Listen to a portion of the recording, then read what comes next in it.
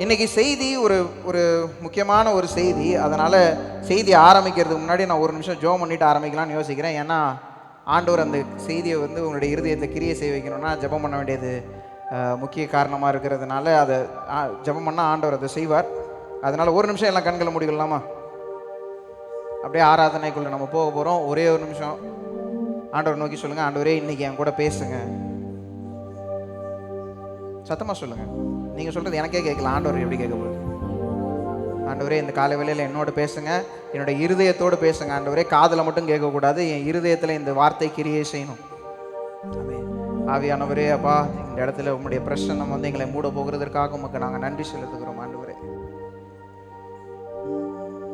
வானாதி வானங்கள் கொல்லாதவரே, வார்த்தையால் வர்ணிக்க கூடாதவரே, ஓயாமல் புகழ் நான் பாடுவேன் என்றுமே என்றுமே என்றென்றுமே. எல்லாரும் சேர்ந்து சொல்லாமா? வானாதி வானங்கள் கொல்லாதவரே, வார்த்தையால் வர்ணிக்க கூடாதவரே, ஓயாமல் புகழ் நான் பாடுவேன் என்றுமே என்றுமே என்றென்றுமே. ஹல்லேலூயா ஹல்லேலூயா ஹல்லேலூயா ஆமென். ஹல்லேலூயா ஹல்லேலூயா ஆமென். ஹல்லேலூயா ஹல்லேலூயா ஆமென். ஆமென் ஆமென் ஆமென். பரலோக கவனத்தை ஈர்க்க வேண்டுமே, அப்பாவும் கண்களில் கிருபை வேண்டுமே, எப்போதும் என் அருகே நீர் வேண்டுமே, நீர் வேண்டும் நீர் வேண்டும் நீர் வேண்டும். மறுபடியும் சொல்லாமா? பரலோக கவனத்தை ஈர்க்க வேண்டுமே, அப்பாவும் கண்களில் கிருபை வேண்டுமே, எப்போதும் என் அருகே நீர் வேண்டுமே, நீர் வேண்டும் நீர் வேண்டும் நீர் வேண்டும். அப்படியே கரங்களை உயர்த்தி ஹல்லேலூயா ஹல்லேலூயா ஆமென். ஹல்லேலூயா ஹல்லேலூயா ஆமென். ஹல்லேலூயா ஹல்லேலூயா ஆமென். ஆமென் ஆமென் ஆமென். மறுபடியும் சொல்லுங்க ஹல்லேலூயா. ஓ ஹல்லேலூயா ஹல்லேலூயா ஆமென். ஹல்லேலூயா ஆமென் ஆமென் ஆமென். பரலோக கவனத்தை ஈர்க்க வேண்டுமே, அப்பாவும் கண்களில் கிருபை வேண்டுமே, எப்போதும் அருகே நீர் வேண்டுமே, நீர் வேண்டும் நீர் வேண்டும். மறுபடியும் சொல்லாமா? பரலோக கவனத்தை ஈர்க்க வேண்டுமே, அப்பாவும் கண்களில் கிருபை வேண்டுமே, எப்போதும் என் அருகில் நீர் வேண்டுமே, நீர் வேண்டும் நீர் வேண்டும் நீர். கடைசி முறையாக கரங்களை உயர்த்தி ஹல்லேலூயா ஹல்லேலூயா. ஆண்டவரே, இந்த பாடலை பாடும்போது உம்முடைய பிரசன்னம் எங்களை மூடட்டும். ஹல்லேலூயா ஆமென். பரலோக தூதர்களோடு சேர்ந்து ஆண்டவரே உம்மை உயர்த்துகிறோமே. ஹல்லேலூயா ஹல்லேலூயா ஆமென். ஹல்லேலூயா ஹல்லேலூயா. உங்களுடைய சத்தம் மட்டும் கேட்கட்டும். ஹல்லேலூயா ஹல்லேலூயா ஆமென். ஹல்லேலூயா ஹல்லேலூயா ஆமென். ஆமென் ஆமென் ஆமென். அப்படியே கரங்களை தட்டி தேவன் மகிமை செலுத்தலாமா? நல்ல சத்தமா கரங்களை தட்டி நல்ல முழு பலத்தோடு முழு உள்ளத்தோடு உயர்த்துகிறோம்.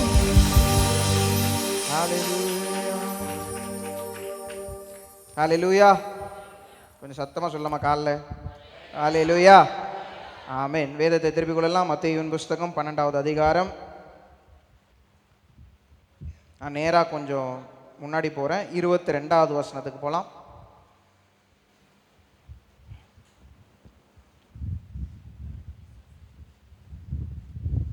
வசனம் வாசிக்கிறது யாரும் இல்லையா?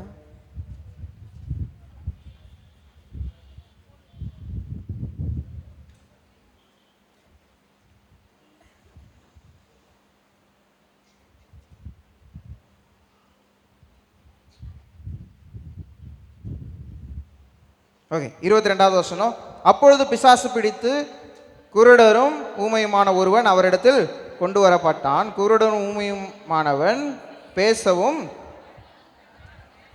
அவனை சுஸ்தமாக்கினார்.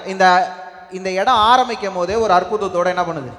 ஆரம்பிக்குது. 22வது வசனம். இதுக்கு முன்னாடி உள்ள வசனம் நான் போன செய்தியில் 8வது வசனத்தோடு முடித்தேன். அதுக்கு அடுத்து உள்ளதை ஏன் எடுக்கலைன்னா, அதே காரியத்தை திருப்பி என்ன பண்ணுறாங்க பரிசேயர்கள்? மறுபடியும் ஆண்டவர் என்ன பண்ணுறாரு? அற்புதத்தை செய்கிறாரு. அப்பயும் என்ன பண்ணுறாங்க? நீ எதுக்கு ஓய்வு நல்ல அற்புதத்தை செய்கிறன்னு தான் பேசுகிறாங்க. பேசி முடிக்கிற நேரத்தில் மறுபடியும் ஒரு அற்புதத்தை ஆண்டவர் செய்கிறார். என்ன செய்கிறார்? அந்த 22வது வசனத்தில் பார்க்குறோம். பிசாசு பிடித்த ஒருத்தவன் குருடனும் ஊமையினுமா என்ன பண்ணுறான்? இருக்கிறான். 3 விஷயம் ஒரே ஆள்கிட்ட என்ன இருக்கு? பிசாசு. ஒன்று பிசாசு பிடிச்சிருக்கு, இன்னொன்று குருடன், மூன்றாவது ஊமையானவன். ஊமையானவனை 3 காரியத்தில் உள்ளவனை இயேசு என்ன பண்ணுறாரு? அந்த இடத்துல என்ன பண்ணிடுறாரு? சுஸ்தமாக்கிறார். சுஸ்தமாக்கணுன்னே இதை மக்கள் பார்க்குறாங்க. பார்த்த உடனே 23வது வசனத்தில் ஜனங்கள் எல்லாம் ஆச்சரியப்பட்டு தாவீதின் குமாரன் இவர்தானோ என்றார்கள். அப்படின்னா என்ன அர்த்தம்னா, இவ்வளோ நாளாக நம்பவே இல்லை இவர் தான் தாவீதின் குமாரன்னு. இப்போ தான் கொஞ்சம் டவுட் வருது. மேபி இவர் தாவீதின் குமாரனோ இருப்பாரோ, ஏதோ ஒரு சான்ஸ் இருக்குல்ல. ஏன்னா தாவீதின் குமாரன்னா யார்? மேசியாவா வருவாருன்னு முன்னாடி என்ன பண்ணிடுச்சு? தீர்க்க தரிசனம். தாவீதின் வம்சத்தில் தான் மேசியா வருவாருன்னு தீர்க்க தரிசனம் வந்துருச்சு. இப்போ தாவீதின் வம்சத்தில் இவர் வந்தார். இதை இவங்க என்ன பண்ணல? ஏற்றுக்கொள்ளாமல் அவர் ராஜாவாக வருவாருன்னு நினச்சதுனால இவர் என்னவா வந்துட்டார்? சாதாரண ஒரு மனுஷனா மாட்டுத் தொழுவத்தில் பிறந்தானே இவங்களால ஏற்றுக்கொள்ள முடியல. ஆனால் இப்போ இவர் செய்கிற அற்புதத்தை பார்த்த உடனே மேபி இவர் தான் மேசியாவா இருப்பாரோ அப்படின்னு ஒரு டவுட் என்ன பண்ணுது? வருது. வந்த உடனே அடுத்த வசனத்தை பாருங்க. இப்படி டவுட் வரதை பார்த்தோன்னே பரிசேயர்கள் ஐயோ இவங்க என்ன பண்ணிடுவாங்க? மாறிடுவாங்க போல இருக்கு அப்படின்னு சொல்லிட்டு பரிசேயர்கள் அடுத்த வசனத்தை பண்ற காரியத்தை பாருங்க. 24வது வசனம். பரிசேயர் அதை கேட்டு இவன் பிசாசுகளின் தலைவனாகிய பெயல்செபூலினாலே பிசாசுகளை துரத்துகிறானே அல்லாமல் மற்றபடி அல்ல என்றார்கள். இப்போ எங்க போயிட்டாங்க? முன்னாடி என்ன பண்ணாங்க? இயேசு போய் சொன்னாரு, அவர் உண்மையாக எதுவும் பண்ணல அப்படின்னு சொல்லிட்டு இருந்தவங்க, அவர் தப்பான காரியத்தை செஞ்சார், பாவம் செஞ்சாருன்னு சொல்லிட்டு இருந்தவங்க எந்த அளவுக்கு போயிட்டாங்கன்னா, இப்போ யாரு? இப்போ இயேசு யாரா மாறிட்டாரு? பெயல்செபூல் அப்படின்னா யாரு? பிசாசு. பிசாசுன்னு இயேசுவை என்னன்னு சொல்லிட்டாங்க? இவர் தான் பிசாசுன்ட்டாங்க. அப்போ இவங்களுக்கு ஒரு பதிலை கொடுக்கணும்ல இப்போ ஆண்டவர். இப்போ அடுத்த வசனம் 25வது வசனம். இயேசு அவர்கள் சிந்தைகளை அறிந்து போதும் இருங்க நான் போல. இயேசு அவர் சிந்தனைகளை அறிந்து அப்படின்னா என்ன அர்த்தம்னா, அவங்க வாயால் சொல்றதுக்கு முன்னாடி தெரிஞ்சிருச்சு இவங்க இதை தான் யோசிக்கிறாங்கன்ட்டு. நம்ம வாயால் எதுவும் சொல்லணும்னு தேவையில்ல. ஆண்டவருக்கு ஏற்கனவே தெரியும் உள்ள என்ன நடக்குதுன்னு. தெரியுமா தெரியாதா? உங்கள் வாயிலேருந்து வார்த்தை வர்றதுக்கு முன்னாடியே அவருக்கு தெரியும் நீங்கள் என்ன சொல்ல போறீங்கன்ட்டு. சில பேர்லாம் வந்து பேசுறதுக்கு முன்னாடி யோசிக்கவே மாட்டாங்கன்னு சொல்லுவாங்க. கேள்விப்பட்டிருக்கீங்களா? இந்த இவன் பேசுறதுக்கு முன்னாடி யோசிக்க மாட்டான். அப்படின்னா அவன் வாயிலேருந்து வார்த்தை வந்ததுக்கப்புறம் தான் அவன் மூளை அதை ப்ராசஸே பண்ணும். ஐயோ நான் இதுக்கு இப்படி சொன்னேன் அப்படின்னு அப்புறம் தான் என்ன பண்ணுவாங்க? யோசிப்பாங்க. ஆனால் ஆண்டவர் நீங்கள் பேசுறதுக்கு முன்னாடியே அவருக்கு தெரியும் நீங்கள் என்ன தான் பேச போறீங்க. ஏன்னா உங்களுடைய இருதயம் அவருக்கு அப்படியே ஓப்பனாக என்ன பண்ணும்? நல்லா தெரியும். இவன் இதை தான் யோசிக்கிறான், இதுதான் நடக்குதுன்னு ஆண்டவருக்கு நல்லா தெரியும். பரிசேயர்களை பார்த்து சொல்கிறாரு, நீ என்ன யோசிக்கிறேன்னு எனக்கு நல்லா தெரியும் அப்படின்னு சொல்லிட்டு ஒரு பதில் கொடுக்குறாரு பாருங்க. தனக்கு தானே விரோதமாய் பிரிந்திருக்கிற எந்த ராஜ்யமும் பாழாய் போவும், தனக்கு தானே விரோதமாய் பிரிந்திருக்கிற எந்த பட்டணமும் எந்த வீடும் நிலை நிற்க மாட்டாது. மறுபடியும் நான் அந்த வசனத்தை வாசிக்கிறேன். தனக்கு தானே விரோதமாய் பிரிந்திருக்கிற எந்த ராஜ்யமும் பாழாய் போவும், தனக்கு தானே விரோதமாய் பிரிந்திருக்கிற எந்த பட்டணமும் எந்த வீடும் நிலை நிற்க மாட்டாது. அப்படின்னா என்ன அர்த்தம்? உள்ளுக்குள்ளேயே சண்டை போட்டுட்டு இருந்தா வளர்றதுக்கு வாய்ப்பே இல்லை. உள்ளுக்குள்ளேயே சண்டை போட்டுட்டு இருந்தா என்ன பண்ண முடியாது, வளர்றதுக்கு வாய்ப்பே இல்லை. இந்த செய்தியோட மூல வசனம் இன்னைக்கு இதுதான். போன ஞாயிற்றுக்கிழமை ஆண்டவர் இதை தான் பேசணும்னு என்கிட்ட சொல்லிட்டாரு. ஆனால் இந்த வசனம் இங்கே இருக்குன்றதை நான் இன்னும் அந்த இடத்துல தான் இருக்குன்னு நான் அதை ரியலைஸ் பண்ணுறதுக்கு முன்னாடியே ஆண்டவர் வந்து நீ இதை தான் பேசணுன்ட்டார். சரி, ஆண்டவர் பேச சொல்லிட்டாரே, பரவாயில்ல, நம்ம எப்பயும் மத்தேயுவிலேருந்து தானே எடுப்போம். சரி, மத்தேயுவிலே எடுக்கணும்னு பார்த்தா கரெக்டாக இந்த வசனம் அங்கே தான் இருக்குது. அப்போ தெரிஞ்சுது, சரி ஆண்டவர் இதை தான் பேச சொல்கிறார். போன வாரம் திருவந்துக்கு முன்னாடி அப்பா என்ன சொன்னாங்க, சண்டை போடுறவங்கலாம் போய் மன்னிப்பு கேட்டு சமாதானம் பண்ணுங்க அப்படின்னு சொன்னாங்க. அப்படி சொன்னோடனே நம்ம முழிச்ச மொழி இருக்கே, உங்க மூஞ்செல்லாம் உங்களால் பார்க்க முடியாது, ஆனால் எங்களால் பார்க்க முடியும். நீங்க முழிக்கிற மொழியை எங்களால் பார்க்க முடியும். ஒரு சபைக்குள்ளேயே, ஒரு குடும்பத்துக்குள்ளேயே பிரிவினை இருந்தா அந்த சபை அடுத்த லெவலுக்கு போகவே முடியாது. நான் இன்னொரு தடவை அதை சொல்றேன், நல்லா உள்ள காது நல்லா கவனிச்சு கேளுங்க. ஒரு சபைக்குள்ளேயே சண்டை நடந்துட்டு இருந்தா, ஒரு சபைக்குள்ளேயே பிரிவினை இருந்துட்டு இருந்தா, வேற வேற ஆவிகள் வேலை செஞ்சுட்டு இருந்தா அந்த சபை வேற யாருக்கும் பிரயோஜனமே இல்லாம ஆயிரும். நீங்களாம் என்ன பார்த்து முறைக்கிறீங்க, பரவாயில்ல முறைங்க, ஒன்றும் பிரச்சனை இல்லை. நீங்க முறைக்கிறது எனக்கு பிரச்சனை இல்லை, ஆண்டவர் என்ன முறைச்சாதான் எனக்கு பிரச்சனை. எனக்கு அப்புறம் என் வாழ்க்கை போகாது. நம்மளுக்குள்ளேயே பிரச்சனைகள். நான் இப்போ உங்களை எல்லாரையும் ஒரு நிமிஷம் நான் கண்ணை மூட சொல்ல போகிறேன். ஒரு நிமிஷம் கண்ணை மூடுங்க எல்லாரும். நான் என்ன செய்திக்குள்ளே போகல, அதுக்குள்ளேயே நான் எங்கேயோ போயிட்டேன். ஒரு நிமிஷம் கண்ணை மூடுங்க. இந்த சபைக்குள்ளே தான், வெளியிலலாம் யோசிக்க வேண்டாம், அதெல்லாம் அப்புறம் யோசிக்கலாம். இந்த சபைக்குள்ளே எத்தனை பேர் கூட நீங்கள் சண்டை போட்டுட்டு இருக்கீங்க, பேச மாட்டேன்னு இருக்கீங்க? யோசிச்சு பாருங்க.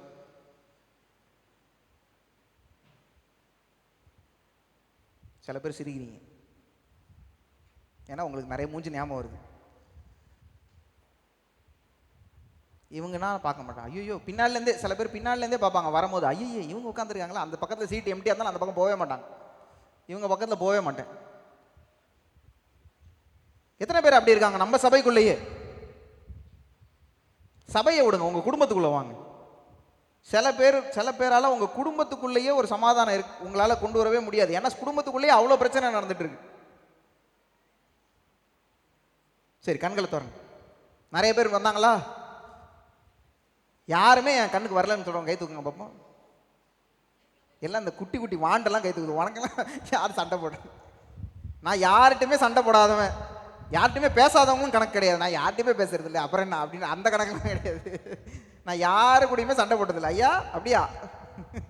பரவாயில்ல.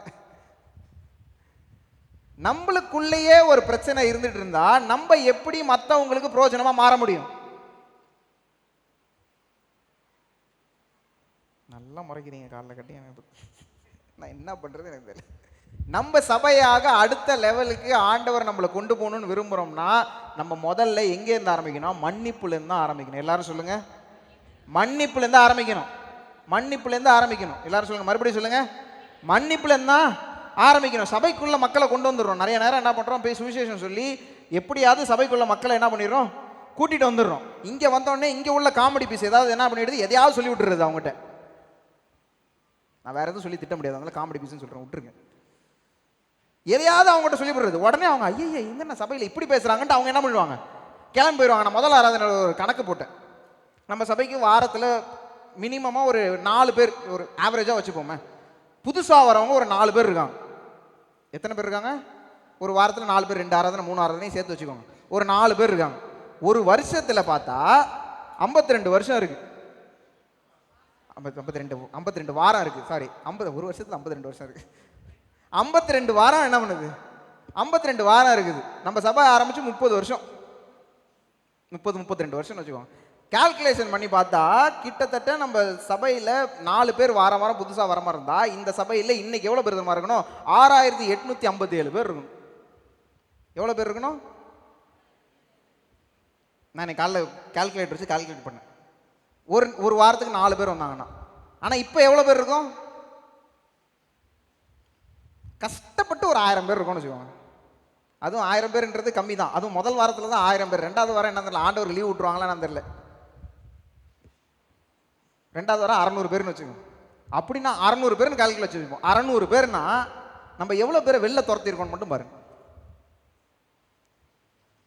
6000 பேர். எவ்வளோ பேர் சொல்லுங்க சொல்லுங்க. 6000 பேர் சபைக்கு வந்தவங்க இப்ப சபைக்கு வரல.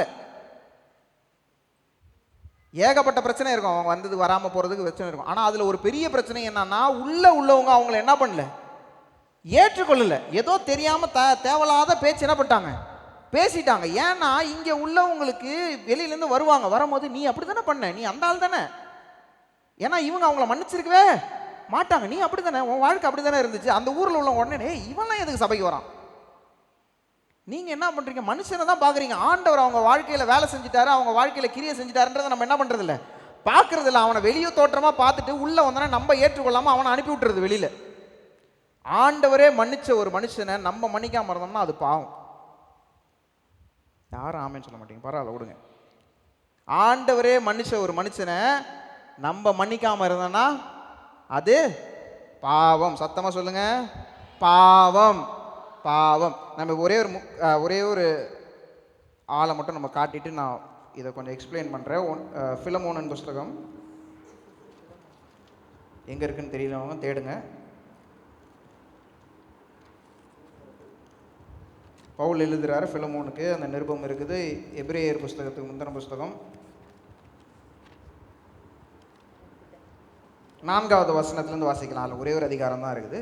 கர்த்தராகிய இயேசுவின் இடத்திலும் எல்லா பரிசுத்தவான்களிடத்திலும் உள்ள உம்முடைய அன்பையும் உம்முடைய விசுவாசத்தையும் நான் கேள்விப்பட்டு என் ஜெபங்களில் உம்மை நினைத்து எப்பொழுதும் என் தேவனுக்கு ஸ்தோத்திரம் செய்து உங்களில் உள்ள சகல நன்மைகளும் தெரியப்படுகிறதுனாலே உம்முடைய விசுவாசத்தின் அந்யோன்யம் கிறிஸ்து இயேசுவுக்காக பயன்பட வேண்டும் என்று வேண்டுதல் செய்கிறேன். சகோதரனே, பரிசுத்தவான்களுடைய உள்ளங்கள் உம்மாலே இளைப்பாறினபடியால் உம்முடைய அன்பினாலே மிகுந்த சந்தோஷமும் ஆறுதலும் அடைந்திருக்கிறோம். ஆகையால் பவுலாகிய நான் முதிர் வயதுள்ளவனாகவும் இயேசு கிறிஸ்துவின் நிமித்தம் இப்பொழுது கட்டப்பட்டவனாகவும் இருக்கிறபடியால் நீர் செய்யத்தக்கதை உமக்கு கட்டளையிடும்படிக்கு கிறிஸ்துவுக்குள் நான் துணியத்தக்கவனாய் இருந்தாலும் அப்படி செய்யாமல் அன்பின் நிமித்தம் மன்றாடுகிறேன். போதும், நான் இதை கொஞ்சம் எக்ஸ்பிளைன் பண்ணிட்டு நம்ம அடுத்ததுக்குள்ள போகலாம். இந்த 4வது வசனத்திலிருந்து 9வது வசனம் வரைக்கும் பவுல் வந்து பிலமோனுக்கு எழுதுறார். பிலமோன் யாருன்னா ஒரு பெரிய ஒரு அதிபதி. அவர் ஊழியத்தில் பவுலுக்கு என்ன பண்ணியிருக்கிறாரு, கொஞ்ச நாள் ஹெல்ப் பண்ணியிருக்கிறார். அது மட்டும் இல்லை, யார் யாரெல்லாம் அவங்க பிலமோன் இருக்கிற இடத்துக்கு போகிறாங்களோ அந்த இடத்துல பிலமோன் அவங்கள கூப்பிட்டு வச்சு நல்லா என்ன பண்ணியிருக்கிறார், கவனித்து அவங்களுக்கு தேவையான எல்லா உதவியும் செஞ்சுட்டு அவங்கள அனுப்பியிருக்கிறார். அதற்காக பவுல் எழுதுறாரு. எழுதும் போது சொல்கிறாரு, நீ எனக்கு இவ்வளோ உதவியும் செஞ்சுருக்கிற, உனக்கு ஊழியத்துக்கு வரவங்களுக்கு எல்லாருக்கும் நீ என்ன பண்ணியிருக்கிற, ஹெல்ப் பண்ணியிருக்கிறேன்னு சொல்லிட்டு 9வது வசனம் சொல்கிறாரு பாருங்க. நான் அதை அப்படி செய்யாமல் அன்பின் நிமித்தம், அந்த கடைசி கிறிஸ்துவுக்குள் நான் துணியத்தக்கவனாய் இருந்தாலும் அப்படி செய்யாமல் அன்பின் நிமித்தம் மன்றாடுகிறேன். அப்படின்னா என்ன அர்த்தம்னா, உன்கிட்ட நான் கட்டளையா கொடுக்கல, நான் ஒரு அன்பின் வேண்டுகோளா ஒரு காரியத்தை வைக்க போறேன் அப்படின்றார். நல்லா கவனிச்சுட்டே வாங்க, அப்பதான் உங்களுக்கு இது புரியும். பிலமோனுக்கு பவுல் என்ன பண்றாரு, லெட்டர் எழுதுறாரு. லெட்டர் எழுதும் போது ஃபர்ஸ்ட் சொல்றாரு, நீ இவ்வளோ நாள் நல்ல விஷயங்களை பண்ணிட்டு வந்துட்ட, ஆனா நான் இப்போ ஒரு ஒரு அன்பின் ஒரு வேண்டுகோளா நான் உன்ட்ட என்ன பண்ண போறேன், ஒரு காரியத்தை வைக்க போறேன் அப்படின்னு சொல்லிட்டு அடுத்த வசனம் 10வது வசனம் என்னவென்றால், கட்டப்பட்டிருக்கையில் நான் பெற்ற என் மகனாகிய ஒனேசிமுக்காக உம்மை மன்றாடுகிறேன். யாருக்காக? ஒனேசிமு. எல்லாரும் சத்தமா சொல்லுங்க, ஒனேசிமு. சொல்லுங்க, தூங்காதீங்க. ஒனேசிமுக்காக நான் உன்னை என்ன பண்றேன், மன்றாடுகிறேன். இந்த ஒனேசிமு பத்தி நான் ஒரே ஒரு சின்ன ஒரு காரியத்தை சொல்லிட்டு நான் முடிக்கிறேன். ஒனேசிமு யாருன்னா, பிலமோனுக்கு கீழே அடிமையாய் இருந்த ஒரு நபர். யாரு கீழே? பிலமோனுக்கு கீழே அடிமையாக இருந்த ஒரு நபர். இவர் என்ன பண்ணாருன்னா, இங்க இருந்து அடிமையாக இருந்தவர் தப்பிச்சு என்ன பண்ணிட்டார், ஓடி போயிட்டார். யார் எங்க தப்பிச்சு ஓடி போறாரு தெரியாது. ஆனா என்ன, அது அடிமையாக இருந்தவங்க தப்பிச்சு ஓட முடியாது, ஓடக்கூடாது. ஆனா இவர் என்ன பண்ணிட்டார், தப்பிச்சு ஓடிட்டார். ஓடினது மட்டும் இல்லை, இது வந்து கரெக்டா, இது வந்து ஹிஸ்டாரிக்கலி அக்யூரேட்டாலாம் என்ன கேட்காதீங்க, அது தெரியல. ஒருவேளை அவர் என்ன பண்ணியிருந்திருக்கலாமா, அவர் திருடிட்டு கூட என்ன பண்ணியிருந்திருக்கலாமா, ஓடி இருக்கலாம். பிலமோன் வீட்டிலேருந்து என்ன பண்ணிருக்கலாம், சில பொருள்களை திருடிட்டு அவர் என்ன பண்ணியிருந்திருக்கலாம், ஓடி இருக்கலாம். இப்போ பவுல் என்ன சொல்றாரு அந்த 10வது வசனத்துல என்னவென்றால், கட்டப்பட்டு இருக்கையில் நான் பெற்ற என் மகனாகிய ஒனேசிமுக்காக உம்மை மன்றாடுகிறேன். பவுல் என்ன சொல்றாரு, என் மகன் ஒனேசிமுஸ் அப்படின்னு யார்கிட்ட சொல்றாரு, பிலமோன்கிட்ட சொல்றாரு. பிலமோனுக்கு ஒனேசிமுஸ் யாரு? பயங்கர குழப்பமா இருக்குல்ல. அடிமை. பவுல் சொல்றாரு, இவன் என் மகன், கட்டப்பட்டிருக்கும் போது நான் அவனை பெற்றெடுத்தேன். அப்படின்னா என்ன அர்த்தம்னா, இந்த ஒனேசிமுஸ் ஓடுனவன் என்ன பண்ணா, எங்கேயோ போய் மாட்டிக்கிட்டான். மாட்டினது அவனை தூக்கி எங்கே போட்டாங்க, ஜெயிலில் போட்டாங்க. ஏதோ ஒரு தவறு செஞ்சு என்ன பண்ணான், அவனை தூக்கி ஜெயிலில் போட்டாங்க. ஜெயிலில் யார் இருந்தா, பவுல் இருந்தார். பவுல் இருந்தவர் ஜெயிலில் சும்மா இல்லாமல் அவனுக்கு சுவிசேஷம் சொல்லி அவனை ரட்சிப்புள்ள என்ன பண்ணிட்டார், நடத்திட்டார். இவனும் ரட்சிக்கப்பட்டான். இப்போ ரட்சிக்கப்பட்டோடனே பவுல் ஒனேசிமுஸ் சொல்றாரு, நீ எங்கே போகணும், திருப்பி யாருக்கிட்ட போகணும், பிலமோன்கிட்ட போகணும். பிலமோன்கிட்ட தான் திருட்டு ஓடி வந்திருக்கான். பிலமோன்கிட்ட தான் தப்பிச்சு என்ன பண்ணியிருக்கான், ஓடி வந்திருக்கிறான். ஆனால் சொல்றாரு, நீ எங்கே போகணும், திருப்பி அவங்கிட்ட போ.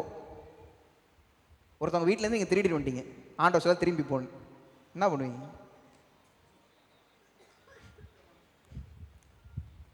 என்ன பண்ணுவீங்க? போக மாட்டோம். ஏன்னா போனால் அங்கே கண்டிப்பாக என்ன கிடைக்கும், கிடைக்க வேண்டியதெல்லாம் என்ன பண்ணும், நல்லா கிடைக்கும். திரும்பி போக மாட்டோம். ஆனால் இப்போ ஒரு காரியம், நல்ல ஒரு முக்கியமான ஒரு காரியம் இங்கே நடந்துருச்சு. என்ன நடந்துச்சுன்னா, அங்கே ஒரு ரட்சிப்பு உண்டாயிருச்சு, ஒரு மனம் திரும்புதல் என்ன ஆயிடுச்சு, உண்டாயிருச்சு. யாருக்கு மனம் திரும்புதல் உண்டாயிடுச்சு, ஒனேசிமுக்கு மனம் திரும்புதல் உண்டாயிடுச்சு. இப்போ பவுல் என்ன பண்றாரு, நீ திரும்பி போன்றாரு. திரும்பி போன்னு சொன்னவர் யாருக்கு எழுதுறாருன்னா, பிலமோனுக்கு எழுதுறாரு. அவன் திரும்பி வரான், அவனை மன்னிச்சு ஏற்றுக்க வேண்டியது உன்னோட பொறுப்பு. ரெண்டு சைட்லேருந்தும் பார்ப்போம். நீங்கள் பிலமோனா தான் என்ன பண்ணுவீங்க, உங்கள்கிட்ட இருந்து ஒருத்தன் திருடிட்டு ஓடிட்டான், அவன் திருப்பி வீட்டுக்கு வரான்னு என்ன பண்ணுவீங்க? வரசல் பார்த்துக்கிறேன். நம்ம சொல்கிற விதமே வேற மாதிரி, வரட்டும் அனுப்பிவிடு பார்த்துக்கிறேன். ஆனால் இந்த இடத்துல என்ன சொல்கிறாரு, அவன் வரான். அடுத்த வசனத்தை பாருங்க, 11வது வசனம். முன்னே அவன் உனக்கு பிரயோஜனம் இல்லாதவன், இப்பொழுது உமக்கும் எனக்கும் பிரயோஜனம் உள்ளவனா மாறிட்டான். முன்னாடி பிரயோஜனம் இல்லாம இருந்தான், ரட்சிக்கப்பட்டான், தவறு செஞ்சான், தவறுக்கு அப்புறம் ரட்சிக்கப்பட்டான். ரட்சிக்கப்பட்டதுனால பிரயோஜனம் இல்லாதவன் இப்ப பிரயோஜனமா மாறிட்டான். மாறினதுனால நீ என்ன பண்ண, அவனை ஏற்றுக்கொள், திருப்பி அவனை ஏற்றுக்கொள். இதுதான் பெரிய பிரச்சனை நம்மளுக்கு. அவன் வாழ்க்கையில் ஆண்டவர் என்ன பண்ணியிருப்பாரு, ஒரு ரட்சிப்பை கொடுத்து அவனை மாற்றிருப்பாரு. ஆனால் அவனை நம்மளால் ஏற்றுக்கொள்ளவே முடியாது. இவன் என் வாழ்க்கையில் இவ்வளோ பெரிய காரியத்தை செஞ்சுட்டு எப்படி திரும்பி வரணும்னு யோசிக்கிறான். சில நேரங்களில் நம்ம ஆண்டவருடைய சித்தத்தை அறிந்து கொள்ளாததுனால தான் நம்ம இப்படி யோசிக்க ஆரம்பிக்கும். சில நேரங்களில் நீங்கள் நல்லா கவனிக்கணும், நம்மளுக்கு ஒரு கெடுதல் நடந்திருக்கும், அந்த யாரோ ஒரு மனுஷன் அந்த கெடுதலை நம்மளுக்கு செஞ்சுருப்பாரு. அதுக்கும் ஆண்டவர் அனுமதி கொடுத்ததுனால தான் அந்த விஷயம் நம்ம வாழ்க்கையில் என்ன பண்ணியிருக்கோம், நடந்திருக்கும். இதை நம்ம புரியாததுனால தான் அந்த மனுஷன் மேலே போய் கோவப்படுறது. நான் உங்களுக்கு திருப்பி சொல்கிறேன், நம்ம மனுஷன் மேலே கோவப்படுறது முக்கியமான காரணம் என்ன தெரியுமா, அதுக்கு பின்னாடி ஒரு சித்தம், ஆண்டவருடைய சித்தம் நடக்குதுன்றதை நம்ம அறிந்து கொள்றதே கிடையாது, அதை புரிந்து கொள்றதே கிடையாது. ஆண்டவர் அனுமதிச்சார். இப்போ பாருங்க, நம்ம யோசிக்கிறோம்ல, ஒரு இடத்துல தான் நம்மளுக்கு அவன் இடத்துல ஒரே ஒனேசிமுக்கு மட்டும்தான் ரட்சிப்பு நடந்துச்சுன்னு நம்ம யோசிக்கிறோம். ஆனால் ஒரே நேரத்தில் ஆண்டவர் எவ்வளோ காரியத்தை நடத்துறாரு பாருங்க. ஒனேசிமு வாழ்க்கையை மாற்றிட்டாரு, பிலமோனோட வாழ்க்கையை மாற்றிட்டாரு, பவுலுக்கும் ஒரு என்ன பண்ணிட்டார், ஒரு ஊழியத்தை கொடுத்துட்டார். நம்ம ஒரு சைடில் தான் பார்ப்போம், என்ன இப்படி பேசிட்டான், என் குடும்பத்தில் இப்படி பண்ணிட்டான். சில பேரால் குடும்பத்தில் உள்ளவங்களே மன்னிக்க முடியாது. எங்கள் அப்பா, சில பேர் என்ன பண்ணுவாங்க, எங்கள் அப்பா என்னை சின்ன வயசுல விட்டுட்டு போயிட்டாங்க, அவங்கள வாழ்க்கைக்கு மன்னிக்க மாட்டான். அந்த இருதயத்தில் உள்ள அந்த கோபம் மாறவே மாறாது. வாழ்க்கை முடிகிற வரைக்கும் அந்த கோபம் என்ன பண்ணாது, மாறவே மாறாது. சில பேர் எங்கள் அம்மா என்னை பார்த்துக்கவே இல்லை. இதில் இன்னொன்று, எங்கள் அம்மாவுக்கு என் தம்பியை தான் பிடிக்கும், எங்கள் அம்மாவுக்கு எங்கள் அக்காவை தான் பிடிக்கும். அது அவங்களுக்குள்ள ஒரு கசப்பாக மாறிக்கிட்டே இருக்கும். அது ஃபஸ்ட்டில் விளையாட்டுத்தனமாக தெரியும். ஆனால் போக போக போக ஒரு காரியம் செய்யும் போதும், ஆமாம் அவனுக்கு மட்டும்தான் செய்வாங்க, எனக்கு எங்கே செய்ய போகிறாங்க அப்படின்றது ஒரு கசப்பு உள்ளே என்ன பண்ணிக்கிட்டே இருக்கும், மாறிக்கிட்டே அப்படியே ஏறிக்கிட்டே போகும். குடும்பத்துக்குள்ளேயே சொல்கிறது, சில பேரால் புருஷனை மன்னிக்கவே முடியாது, சில பேரால் மனைவியை மன்னிக்கவே முடியாது. எப்படி ஒன்றா வாழ்கிறாங்கன்ற ஆண்டவர் தான் தெரியும். அதான் இந்த வசனம் சொல்லுது, ஒரு ராஜ்யத்துக்குள்ளேயே சண்டை நடந்துட்டு இருந்தா அந்த ராஜ்யம் எப்படி நிலைனே இருக்கும் அப்படின்னா என்ன அர்த்தம்னா, ஒரு குடும்பத்துக்குள்ளேயே நீங்கள் சண்டை போட்டுட்டு இருந்தீங்கன்னா உங்கள் குடும்பம் எப்படி மற்றவங்களுக்கு ஆசீர்வாதமா எப்படி மாற முடியுமா? நம்ம இவ்வளோ நாளாக வந்து நீங்கள் விசுவாசியில் சீஷர்கள் ஆகிறதுக்கு முதல் ஸ்டெப்பே நீங்கள் என்ன பண்ணணும்? மன்னிக்கணும். ஒன்றா என்ன பண்ணணும்? இணையணும். 2 பேரும் உங்களை ஆண்டவர் இணைத்திருக்காருன்னா உங்கள் சண்டையை முதல்ல விடுங்க. யாரும் ஆமான்னு சொல்லி என்னை பார்த்து எல்லாம் முறைக்கிறீங்க, காலில் காட்டியும் பரவாயில்ல முறைங்க, வேறு என்ன நான் என்ன பண்ணணும்? நான் சொல்கிறது சொல்லி தான் ஆகணும். உங்களுக்குள்ள உள்ள பிரச்சனையை எப்போ நீங்கள் தீர்க்குறீங்க, தீர்க்க முடியாதுன்னு விட்டுருங்க. சில பிரச்சனை என்ன பண்ண முடியாது, தீர்க்க முடியாது. ஆண்டவர்கிட்ட சொல்லிடுங்க, ஆண்டவரே இந்த பிரச்சனையை என்னால் தீர்க்க முடியல, நீங்கள் பார்த்துக்கோங்கன்னு என்ன பண்ணிடணும்? விட்டுறணும். இதை விட்டுட்டு அந்த யார் செய்கிறாவோ அவங்கள பிடிச்சிக்கிறது. இவனால தான் எனக்கு இவ்வளோ பிரச்சனை, இவன் தான் பண்ணான், ஆண்டவர் அனுமதிச்சதுனால தான் அவன் பண்ணான். நான் இன்னும் மறுபடியும் சொல்கிறேன், ஆண்டவர் அனுமதிச்சதுனால தான் அந்த அம்மா உங்கள் வாழ்க்கையில் இப்படி வந்து பேசினாங்க, இந்த மாதிரி ஒரு காரியத்தை செஞ்சாங்க. ஆண்டவர் அனுமதிச்சார். ஏன்னா ஆண்டவருக்கு தெரியும் அந்த காரியத்தை வச்சு அவங்கள எப்படி மாற்றணும்னு ஆண்டவர் தெரியும், அந்த காரியத்தை வச்சு உங்களை எப்படி மாற்றணும்னு ஆண்டவருக்கு தெரியும். ஆமென். இதுக்கு மட்டும்தான் கொஞ்சோண்டு ஆமேன் வந்திருக்கு. அப்பா ஆண்டவரே என் வசனம் நீங்கள் கொடுத்த வசனம் கொஞ்சோண்டு வேலை செய்யுது அங்கங்கே. நம்ம கண்ணுக்கு தெரியாது, நம்மளுக்கு ஒரு சைடு தான் தெரியும், நம்மளுக்கு மற்ற சைடு தெரியவே தெரியாது. அவங்க சைட்லேருந்து என்ன நடக்குதுன்னு நம்மளுக்கு தெரியவே தெரியாது. நம்மளுக்கு நம்ம கண்ணில் நம்மளுக்கு முன்னாடி என்ன நடக்குது மட்டும்தான் தெரியும். நம்ம அதை வச்சு தான் கோவப்படுவோம். என்னைக்கு ஆண்டவர் மேலே நம்ம முழு நம்பிக்கையை வச்சு, ஆண்டவரே என் வாழ்க்கையில் இது நடந்தாலும் பரவாயில்ல, உம்முடைய சித்தத்தினால தான் இது நடக்குதுன்னு நம்ம எப்போ அதை ஏற்றுக்கொள்ள ஆரம்பிக்கிறோமோ அந்த மனுஷனை மறந்துடுவோம். நான் மறுபடியும் சொல்கிறேன், ஆமென். அந்த மனுஷனை மறந்துடுவோம். நம்மளுக்கு கோவமே மனுஷன் மேலே தான். யார் மேலே கோவம்? மனுஷன் மேலே தான் கோவம். ஆனால் அதுக்கு பின்னாடி ஒரு சித்தம் இருக்குது, அதுக்கு பின்னாடி ஆண்டவர் ஒரு நோக்கத்தோடு தான் அதை அனுமதிச்சாருன்றது நம்ம என்னை கற்றுக்குறோமோ இந்த மனுஷனை மறந்துடும். ஆமென் ஆமென். அந்த மனுஷனை மறந்தாவே தானாக உள்ள கசப்பெல்லாம் என்ன ஆகிடும், போக ஆரம்பிச்சிடும். அடுத்த வசனம் 11வது வசனத்துக்கு அடுத்துப்பாங்க. முன்னே அவன் உமக்கு பிரயோஜனம் இல்லாதவன், இப்பொழுதோ உமக்கும் எனக்கும் பிரயோஜனம் உள்ளவன். இப்போ பிரயோஜனம் இல்லாத இருந்தவனை ரட்சிப்பு என்ன பண்ணிடுச்சு, இப்போ பிரயோஜனம் உள்ளவனா மாத்திருச்சு. எப்படி பாருங்க, இப்போ அவனுக்கும் பிரோஜனம் இல்லை இவனுக்கும் பிரோஜனம் இல்லாதவனை பிரோஜனம் உள்ள மாதிரி ரட்சிப்பு என்ன பண்ணிடுச்சு, கொண்டு வந்துருச்சு. இப்போ ஏற்றுக்கொண்ட வேண்டியது யாரோட பொறுப்பு? இப்போ யார் காலில் விழுந்துருச்சு? இப்போ பிலமோன் காலில் விழுந்துருச்சு, ஒனேசிமஸ் காலில் விழுவல. ஒனேசிமம் மன்னிப்பு கேட்க வேண்டியது, பிலமோன் என்ன பண்ணணும், அவனை மன்னிக்கணும். இப்படி ஒரு காரியம் என்ன பண்ணிடுச்சு, நடந்துருச்சு. அந்த ஆண்டவருடைய சித்தத்தினால தான் என்ன பண்ணுச்சு, நடந்துச்சு. ஆதி ஆகமத்தில் ஒரே ஒரு காரியத்தை சொல்லிட்டு நான் அடுத்த பாயிண்ட்டுக்குள்ள போகிறேன். ஆதி ஆகமம் 45வது அதிகாரம் 5வது வசனத்துலேருந்து 8வது வசனம் வரைக்கும் இது தெரிஞ்ச ஒரு சம்பவம் தான். ஆதி ஆகமம் 45:5-8. என்னை இவ்விடத்தில் வரும்படி விற்று போட்டதினால் நீங்கள் சஞ்சலப்பட வேண்டாம், அது உங்களுக்கு விசனமாய் இருக்கவும் வேண்டாம். ஜீவரட்சணை செய்யும்படிக்கு தேவன் என்னை உங்களுக்கு முன்னே அனுப்பினார். தேசத்தில் இப்பொழுது 2 வருஷமாக பஞ்சம் உண்டாயிருக்கிறது, இன்னும் 5 வருஷம் உழவு அறுப்பும் இல்லாமல் பஞ்சம் இருக்கும். பூமியிலே உங்கள் வம்சம் ஒழியாமல் இருக்க உங்களை ஆதரிக்கிறதற்காகவும் பெரிய ரட்சிப்பினால் உங்களை உயிரோடே காப்பதற்காகவும் தேவன் என்னை உங்களுக்கு முன்னமே அனுப்பினார். போதும். இது 2 வசனம், 5வது வசனம் 7வது வசனம், கடைசி 2 வார்த்தையை பாருங்க. 5வது வசனம் கடைசி, தேவன் என்னை உங்களுக்கு முன்னே அனுப்பினார். 7வது வசனம், தேவன் என்னை உங்களுக்கு முன்பே அனுப்பினார். தேவன் அனுப்பினார். இது யாரோட கதை? யோசேப்போட கதை. தேவனை அனுப்புனார். யோசேப்பை வந்து விற்று போடுறதுக்கு தேவனை அனுப்புனார். யார் பண்ணது? அதை சகோதரர்கள் தான் பண்ணாங்க. அவன் பாருங்க எந்த அளவுக்கு அவன் மெச்சூர் ஆயிட்டான்னா, அவன் சொல்றான், நீங்க எனக்கு தீமை தான் செய்ய என்ன பண்ணீங்க நினைச்சீங்க, ஆனா அந்த தீமையிலையும் ஆண்டவருடைய சித்தம் என்ன பண்ணுச்சு, இருந்துச்சு. அதனால தான் நான் என்ன பண்ணேன், முன்னாடி வந்துட்டேன். இவன் அவனோட வார்த்தையை பாருங்க. அவங்க அண்ணனை பார்த்து என்ன சொல்ல, ஏய் நீ தானடா என்னை அனுப்பிவிட்ட அப்படின்னு சொல்லல, நீ தானடா என்னை விட்டு போட்ட அப்படின்னு சொல்லு. அவன் சொல்றான், தேவன் என்னை அனுப்புனார். தேவன் அவனோட கண்ணிலேருந்து பார்த்தா தேவன் அனுப்புன மாதிரி அவனுக்கு தெரியறதுக்கு வாய்ப்பே கிடையாது. ஆனால் அவன் சொல்றான், தேவன் என்னை அனுப்புனார். அப்படின்னா நான் அதுதான் ஆண்டவருடைய சித்தம்னு அவனுக்கு என்ன பண்ணிடுச்சு, தெரிஞ்சிருச்சு. அவன் பாருங்க எந்த அளவுக்கு மெச்சூர் ஆயிட்டானா, தேவன் என்னை அனுப்புனார். ஆண்டவருடைய சித்தம், ஆண்டவருடைய அனுமதி இல்லாமல் இந்த காரியம் உங்களுடைய வாழ்க்கையில் நடக்காது. ஆமென். அவர் அனுமதித்தா கண்டிப்பாக அது என்ன பண்ணும், நடக்கும். அந்த இடத்துல சொல்கிறார், தேவன்னா எனக்கு இதை என்ன பண்ணார், செஞ்சார். நான் இவ்வளோ நாள் கஷ்டப்பட்டது தேவன் அனுமதித்ததுனால தான்.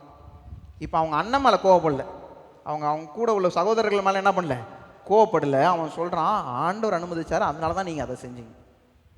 ஆமேன் ஆமேன். நம்ம என்னைக்கு சித்தம், ஆண்டவருடைய சித்தம் எப்படி வேலை செய்து நம்ம கற்றுக்குறோமோ அன்னைக்கு இந்த மனுஷங்க மேலே இருக்கிற கோவம்லாம் என்ன பண்ணிடும், போயிடும்.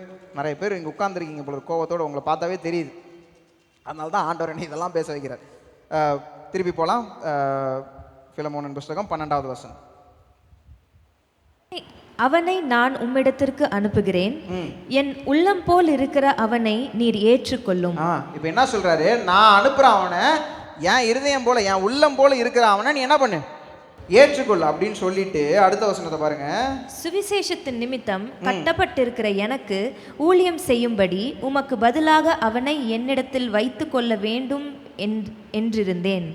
ஆனாலும் நீர் செய்யும் நன்மையை கட்டாயத்தினால் அல்ல, மனப்பூர்வமாய் செய்யத்தக்கதாக நான் உம்முடைய சம்மதி இல்லாமல் ஒன்றும் செய்ய எனக்கு மனதில்லை. 16வது வசனம். எனக்கு அவன் பிரியமான சகோதரனானால் உமக்கு சரீரத்தின்படியேயும் கர்த்தருக்குள்ளும் எவ்வளவு பிரியமுள்ளவனாய் இருக்க வேண்டும். அடுத்த வசனம். ஆதலால் நீர் என்னை உம்மோடே ஐக்கியமானவன் என்று எண்ணினால் என்னை ஏற்றுக்கொள்வது போல அவனையும் ஏற்றுக்கொள்ளும். 18வது வசனம். அவன் உமக்கு யாதொரு அநியாயம் செய்ததும் உம்மிடத்தில் கடன் பட்டதும் உண்டானால் அதை என் கணக்கிலே வைத்துக் கொள்ளும். பவுல் என்ன சொல்றாரு, அவன் பண்ணது கடன் பட்டது எல்லாத்தையும் யார் மேல போடு, என் கணக்கில் என்ன பண்ணு போட்டுரு. அப்படின்னா என்ன அர்த்தம்னா, அவன் உனக்கு தவறு தான் செஞ்சான், அந்த தவறுக்குள்ள இதை நான் என்ன பண்ணிடுறேன், நான் அந்த பொறுப்பை நான் என்ன பண்றேன், ஏற்றுக்கொள்றேன். ஒரு வசனம், அழகான வசனம் இருக்கு, எல்லாருக்குமே தெரியும். பழி வாங்குதல் கர்த்தருக்குரியது, நம்மளுக்குள்ளேயது இல்லை. பழி வாங்குதல் யாரோடது கிடையாது, நம்மளோடது கிடையாது. பழி வாங்குதல் நம்மளுக்குள்ள வந்துச்சுன்னா, நான் ஒரே ஒரு காரியத்தை நல்லா சொல்றேன், நல்லா கவனிச்சுக்கோங்க. நம்ம பழி வாங்க ஆரம்பிச்சோம்னா ஆண்டவர் நோந்துருவார். இன்னொரு தடவை சொல்லவா, நம்ம பழி வாங்கணும்னு நம்ம ஆக்ஷன் எடுத்தோம்னா ஆண்டவர் நோந்துருவார். ஆண்டவர் நீனே பார்த்து கொண்டுருவார். நம்ம பழி வாங்குறது அழிவை கொண்டு வரும். ஆண்டவர் அதற்கு வேலையை செய்ய ஆரம்பிச்சார்னா ஆண்டவருடைய பழி வாங்குறது எப்படி தெரியுமா இருக்கும், அது ரட்சிப்பை கொண்டு வந்துடும். ஆமேன் ஆமேன். அவர் அடிச்சாருன்னா அந்த அடி எப்படி இருக்கும்னா அவனை சுகப்படுத்துற அடியா இருக்கும், அவனை காயப்படுத்துற அடியா இருக்காது. ஆமேன். யாருமே விசுவாசமே இல்லையே உங்களுக்கு, யாருமே அலையிலையோ சொல்ல மாட்டீங்களே. ஆண்டவர் அடிச்சாருன்னா அது சுகப்படுத்துற அடியா இருக்கும், அவனை கரெக்டாக கொண்டு வருகிற அடியா இருக்கும். அது அவனை காயப்படுத்துற அடியா, அவனை சாகடிக்கிற அடியா இருக்காது, அவனை மாத்துற அடியா இருக்கும். ஆண்டவர் சொல்றாரு, பழி வாங்குதல் என்னோடது, நீ அதை என்ன பண்ணாது, கையில் எடுக்காது. அதை நம்ம என்றைக்குமே கையில் என்ன பண்ணக்கூடாது, எடுக்கக்கூடாது. சில பேர்லாம் உட்காந்து நோட்டு போட்டு எழுதுவாங்க, இவனுக்கு இதெல்லாம் பண்ணணும், இந்த பையில சும்மா விடக்கூடாது. அதை நம்ம பண்ண ஆரம்பிச்சோம்னா ஆண்டவர் வந்துடுற, நீனே பார்த்து கொண்டுருவார். நம்ம பழி வாங்க ஆரம்பிச்சோம்னா அந்த பிரச்சனைக்கு ஒரு தீர்வு வரவே வராது. நான் மறுபடியும் சொல்றேன், நம்ம அந்த பிரச்சனையில் நம்ம பழி வாங்க ஆரம்பிச்சோம்னா அந்த பிரச்சனைக்கு தீர்வு வரவே வராது. உங்களுக்கு பழி வாங்குதல் வேணுமா, தீர்வு வேணுமா? எல்லாம் சத்தமா சொல்லுங்க. தீர்வு தான் வேணும், பழி வாங்குதல் வேணாம். நம்ம இஸ்ரேலுக்கும் காசாக்கும் போர் நடந்துட்டு இருக்கு, எல்லாருக்கும் தெரியும். நம்ம இதை நியூஸ்ல என்ன பண்றோம், பார்த்துக்கிட்டே இருக்கோம். இது எப்படி ஆரம்பிச்சிச்சுன்னா, ஒருத்தவன் இன்னொருத்தவன் ஒரு தடவை அடிச்சான். இது நான் சொல்றது எத்தனையோ 100 ஆண்டுகளுக்கு, எத்தனையோ நூற்றாண்டுகளுக்கு முன்னாடி, ஒரு 300 வருஷம் வச்சுக்கோங்க. நான் சும்மா தப்பா சொல்றேன்னு வச்சுக்கோங்க. ஒரு 300 வருஷத்துக்கு முன்னாடி ஒருத்தவன் இன்னொருத்தவன் என்ன பண்ணான், அடிச்சான். திருப்பி அவன் அடிச்சான், திருப்பி அவன் அடிச்சான். இது எவ்வளவு நாளா போயிட்டு இருக்குன்னு நினைக்கிறீங்க? வருஷமா என்ன பண்ணிட்டு இருக்கு, போயிட்டு இருக்கு. ஏன்னா 2 பேர்ல யாருமே பழி வாங்குதல விடவே இல்லை. 2 பேருமே இவன் என்ன பண்ணதுனால நான் அவனை பழி வாங்குவேன், அவன் என்ன பண்ணதுனால நான் பழி வாங்குவேன். இதே தான் மாறி மாறி மாறி மாறி நடந்துச்சு. இன்னைய வரைக்கும் தீர்வு வர மாட்டேது. இதே ஆண்டவர்கிட்ட பழி வாங்குதல், ஆண்டவரே எனக்கு இதை பண்ணிட்டாங்க நீங்க பார்த்துக்கோங்க, ஆண்டவர் அதில் பெரிய ஒரு சமாதானத்தை கொண்டு வந்திருப்பார். ஆமேன். நம்ம என்னைக்கு பழி வாங்குதல கையில் எடுக்கிறோமோ அன்னைக்கு ஆண்டவர் என்ன பண்ணுவார், நவுந்துருவார். ஆண்டவர் நான் பழி வாங்க, நீ பார்த்துக்கோப்பா, நான் என்ன பண்ண மாட்டேன், இதில் தலையிட மாட்டேன், ஆண்டவர் நவுந்துருவார். அடுத்தது ரோமர் 12வது அதிகாரம்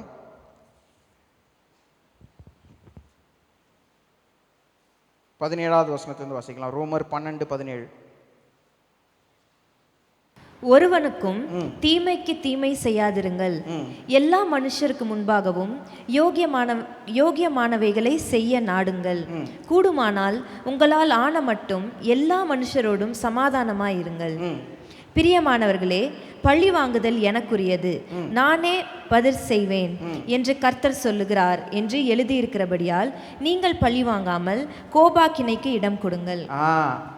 ஆண்டவருடைய கோபாக்கினைக்கு என்ன பண்ணுங்க, இடம் கொடுங்கள் சொல்லிட்டு அடுத்த வசனம் 20வது வசனம், அன்றியும் உன் சத்துரு பசியாயிருந்தால் அவனுக்கு போஜனம் கொடு, அவன் தாகமாயிருந்தால் அவனுக்கு பானம் கொடு. நீ இப்படி செய்வதினால் அக்கினி தழலை அவன் தலையின் மேல் குவிப்பாய். 21வது வசனம், நீ தீமையினாலே வெல்லப்படாமல் தீமையை நன்மையினாலே வெல்லு. அல்லேலூயா. இப்போ கடைசி ஆண்டவர் என்ன சொல்றாரு, தீமைய நன்மையினால வெல்லு. இன்னைக்கு மத்தியானம் போய் பிரியாணி செஞ்சு என்ன பண்ணோம், தூக்கிட்டு நேராக யார்ட்டெல்லாம் சண்டை போட்டிங்களோ, இன்னைக்கு மத்தியானம் நிறையா பிரியாணி இப்படி போயிட்டு வரும்னு நினைக்கிறேன். ஆண்டவர் சொல்றாரு, ஒரு தீமை நடந்துச்சுன்னா அதற்கு எதிர்மாறியா நீ என்ன பண்ணு, நன்மையை செய். நீங்கள் யோசிச்சு பாருங்க, நீங்கள் ஒருத்தவங்க பயங்கரமான தீமையை செஞ்சீங்க, அவனுக்கும் தெரியும் நீங்கள் தீமை செஞ்சிட்டீங்கன்னு, உங்களுக்கும் தெரியும் தீமை செஞ்சிட்டீங்கன்னு. அவன் திருப்பி திருப்பி வந்து உங்களுக்கு நன்மையே செஞ்சுட்டு இருந்தானா ஒரு காலத்துக்கு அப்புறம் உங்களால் அவனுக்கு தீமை செய்ய முடியுமா? செய்ய முடியுமா? முடியாதா? இயேசு என்ன பண்ணார்? இயேசுக்கு தீமையை தான் செஞ்சாங்க, இயேசுக்கு எதிராக தான் என்ன பண்ணாங்க எல்லாரும். அவர் நன்மையை தான் சொல்லி கொடுத்தாரு. அவர் தூக்கி சிலுவையில் என்ன பண்ணாங்க, அரைஞ்சாங்க. அவர் ஆனால் என்ன தான் பண்ணார், கடைசி தொட்டு ரத்தம் வரைக்கும் அவங்கள என்ன பண்ணல, நீ எல்லாம் நரகத்துக்கு போகணும் யாரையுமே ஆண்டவர் என்ன பண்ணல சொல்லல. ஒருத்தரும் ரசிக்கப்படுறதுக்காக தான் நான் இவ்வளோ என்ன கடைசி சுட்டு ரத்தத்தை வரைக்கும் நான் சிந்தனை இயேசு என்ன பண்ணார் சொன்னார். இன்னைக்கு நம்ம சீஷர்களாக மாறணும்னா ஆண்டவரை போல மாறணும். ஆண்டவர் என்ன பண்ணுறாரு, எப்பயுமே தீமை வரும்போது அதை எடுத்துக்கிட்டு நன்மையாக தான் என்ன பண்ணுவார், திருப்பி தருவார். அதான் இந்த வசனத்தில் இருக்கு, தீமைக்கு என்ன பண்ணு, தீமையே நன்மையினால் வெல்லு. என்னத்தனால வெல்லணுமா, நன்மையினால வெல்லணுமா. முதல்ல சகோதரனா மட்டும் என்ன பண்ணாது, இப்போ வேலைக்காரனா ஏற்றுக்கொள்ளாமல் இப்போ என்னவா ஏற்றுக்கொள்ளணும்னு சொன்னார் சகோதரன். அடுத்து உள்ள வசனங்கள் நம்ம பார்க்க போகிறோம். அடுத்து சொல்கிறாரு, நீ தீமையை நன்மையினால வெல்லு. உங்களுக்கு தப்பு செஞ்சாங்களா, போய் நன்மை செஞ்சுக்கோங்க போங்க. இப்போ தான் யோசிக்கிறாங்க எல்லாரும், என்ன செய்யலாம், ஏதாவது ஒரு டப்பா ஸ்வீட்டாவது போய் வாங்கிட்டு வந்து என்ன பண்ணுங்க, போய் கொடுத்துட்டு வாங்க. நீங்கள் போய் கொடுக்கும்போது அவங்க உங்களுக்கு ஒன்று கொடுப்பாங்க. ஏன்னா என்ன எல்லா சைட்லையுமே பார்த்தா 2 சைட்லையுமே ஏதாவது என்ன பண்ணியிருப்போம், தவறு செஞ்சுருப்போம். ஆண்டவர் சொல்றாரு, தவறு நடந்துச்சுன்னா, உங்களுக்கு தப்பான காரியங்கள் ஏதாவது செஞ்சுருந்தாங்கன்னா பரவாயில்ல, அவங்க தவறு செய்யட்டும், நீ என்ன பண்ணு, திருப்பி நன்மையை செய். சில பேர் என்ன பண்ணுவாங்கன்னா, ஆண்டவர் ஆவியானவர் என்கிட்ட பேசட்டும் அப்புறம் நான் செய்கிறேன். ஏற்கனவே வசனத்தில் போட்டாச்சு நீ செய்யின்ட்டு, அவ்வளோதான். ஆவியானவர் பேசுகிற வரைக்கும்லாம் நீங்கள் வெயிட் பண்ணணும்னு அவசியமே கிடையாது. வசனத்தில் போட்டதை செஞ்சு தான் ஆகணும், வேறு வழியே கிடையாது. சில பேர் அவன் மன்னிப்பு கேட்கட்டும் நான் மன்னிக்கிறேன், அதுவும் உங்கள் கதையே கிடையாது. அவங்க மன்னிப்பு கேட்டாலும் கேட்கலாலும் மன்னிக்க வேண்டியது உங்களுடைய கடமை. சொல்ல மாட்டீங்க, பரவாயில்ல விடுங்க. ஆமேன். அவங்க மன்னிப்பு கேட்டாலும் கேட்கலனாலும் மன்னிக்க வேண்டியது யாருடைய கடமை, நம்மளுடைய கடமை. சொல்லுங்க, நம்மளுடைய கடமை. என்னோட கடமை சொல்லுங்க, என்னையும் சேர்த்துக்காதீங்க. என்னோட கடமைன்னு சொல்லுங்க, நான் என்னோட சொல்லிக்கிறேன். என்னோட கடமை, என்னோட கடமை. மன்னிக்க வேண்டியது யாரோட கடமை, என்னுடைய கடமை. இன்னொரு விஷயத்தை சொல்கிறேன், ஆண்டவர் ஒரு காரியத்தை செய்யாதன்னு சொல்றாருன்னா அதை செஞ்சா அது என்னது, அது என்னது? ஒரு காரியத்தை இந்த காரியத்தை செய்யாத அப்படின்னு சொல்றாரு. கொலை பண்ணாதன்றார், நீங்க போய் கொலை பண்ணீங்கன்னா அது என்னது, பாவம். சத்தமா சொல்லுங்க, பாவம். ஆண்டவர் வந்து இந்த காரியத்தை செய்யுன்னு சொல்றாரு, நீங்க செய்யாம இருக்கிறீங்கன்னா அது என்னது, அதுவும் என்னது, பாவம். ஆண்டவர் மன்னின்னு சொல்லிட்டார் வேதத்தில். மன்னிக்காம இருந்தீங்கன்னா என்னது, நல்லா சத்தமா சொல்லுங்க. இப்போ எத்தனை பேர் பாவியா இருக்கீங்க இங்க, கை தூக்குங்க.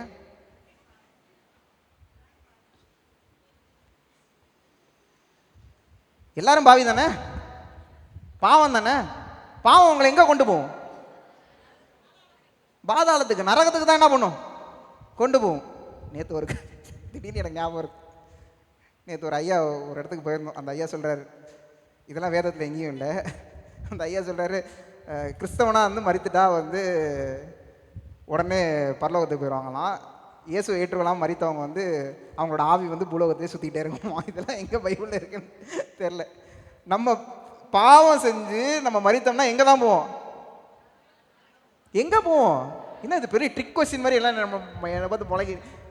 பாவம் செஞ்சோம்னா எங்கே தான் போவோம், நரகத்துக்கு தான் போவோம். ஆண்டவர் சொல்கிற காரியத்தை செய்யாமல் இருந்தோம்னா அது என்னது, பாவம். மன்னிக்காமல் இருந்தோம்னா அது என்னது, பாவம்.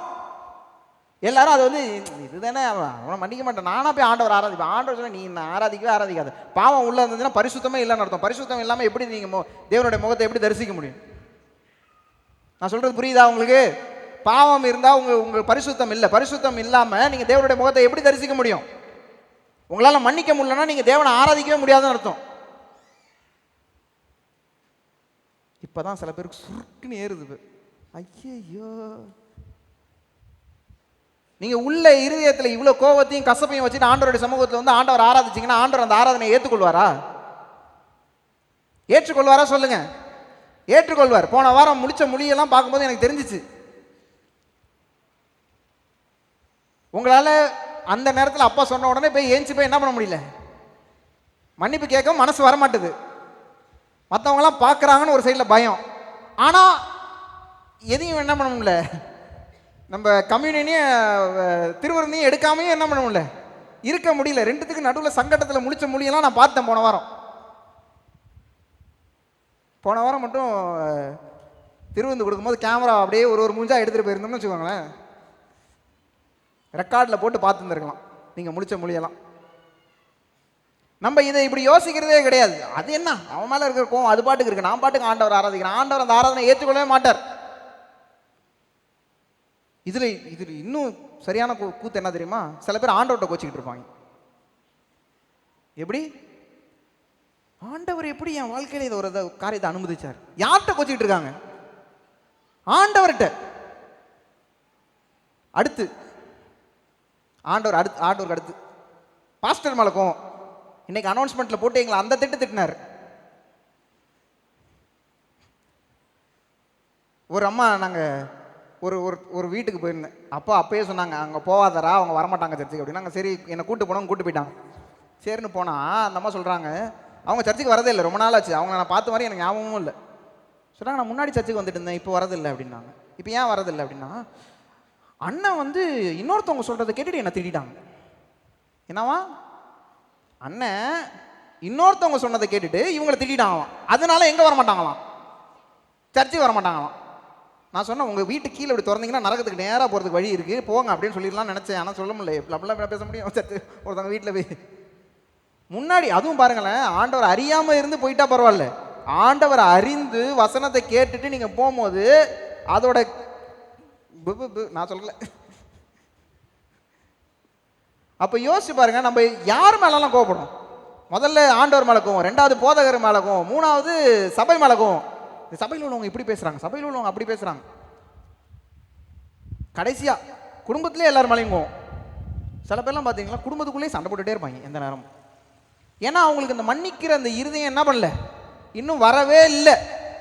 ஏன் வரலன்னா, இன்னும் ஆண்டவருக்குள்ளே என்ன பண்ணல, அவங்க நெருங்கவே இல்லை. ஆண்டவருடைய காரியங்கள், ஆண்டவருடைய கிரியைகள், ஆவியானவர் அவங்களுடைய இருதயத்தில் பேசுகிறத இன்னும் அவங்களால கவனிக்கவே முடியல. அதை புரிந்து கொள்கிற அளவுக்கு அவங்களுக்கு என்ன இல்லை, இன்னும் அந்த அண்டர்ஸ்டாண்டிங் இல்லை. இல்லாததுனால அவங்களால மன்னிக்கவே முடியல.